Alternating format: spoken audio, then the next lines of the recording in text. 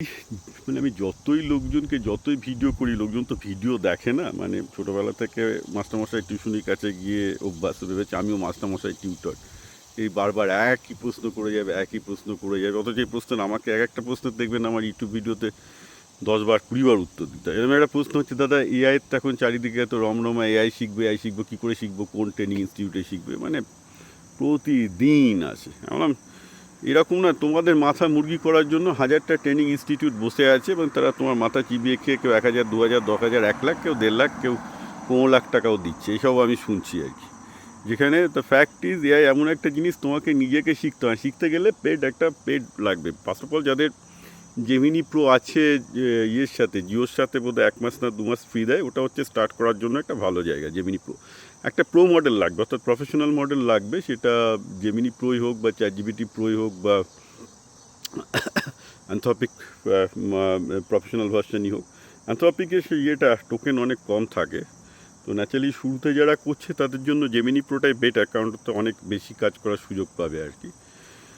চ্যাটজিপিটির যেটা 2000 টাকার ভার্সন সেটাও ঠিক আছে। এইটা একটা দিতেই হবে মান্থলি। কাউকে ট্রেনিং ইনস্টিটিউটে টাকাটা না দিয়ে পেড মডেলের পেছনে টাকাটা দেয়। আমি জানি না, জেমিনি প্রোর দাম বোধ হয় 500-600 টাকা এরকম আমি শুনেছি ইন্ডিয়াতে। I have no clue. তো ওইটা একটা প্রো মডেল দিতে হবে। বিনা পয়সার মডেলগুলো দিয়ে শেখা যাবে না। তো যে কোনো একটা পেড মডেল দিয়ে শুরু করে নেক্সট স্টেপটা হচ্ছে আপনি যে কাজগুলো করেন, ধরুন আপনি টিউটর, আপনি পড়ান, তাহলে আপনি আপনার যে ক্লাস লেসনটা তৈরি করবেন, সেখানে পিডিএফ তৈরি করবেন, পিপিটি তৈরি করবেন, লেসন তৈরি করবেন। লেসনের জন্য ইনফোগ্রাফিক্স আপনার লাগে, ড্রয়িং লাগে, সেগুলো আগে এআইকে দিয়ে করান যদি আপনি ক্লাস টিউটর হন।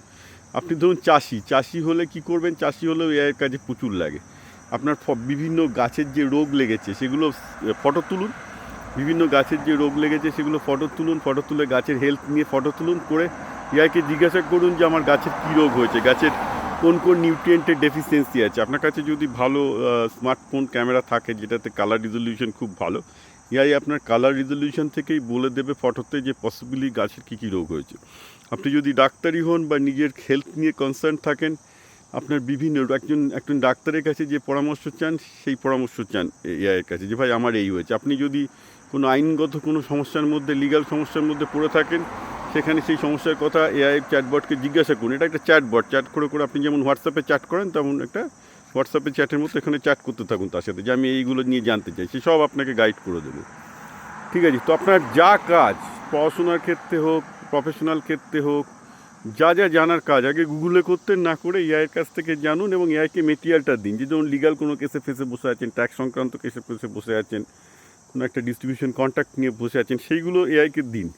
দিয়ে নিজেই পড়ুন। এআই কিচ্ছু লাগে না। এআই ট্র্যাডিশনাল এডুকেশন আপনার যা, সেটাই লাগবে। এআই আপনাকে আপনার ট্র্যাডিশনাল এডুকেশনের উপর ভিত্তি করে বুঝিয়ে দেবে মাস্টারমশাইয়ের মতো। ভাবুন যে এআই একটা ভালো মাস্টারমশাই, যার সাথে আপনি হোয়াটসঅ্যাপ চ্যাট করতে পারছেন, যে সব কিছু জানে, সর্বজ্ঞ, আপনাকে জানিয়ে দিচ্ছে। কিন্তু তার সর্বজ্ঞ হতে গেলে কিছু স্পেসিফিক নলেজ সে জানে না, যেগুলো আপনার কাছে আছে।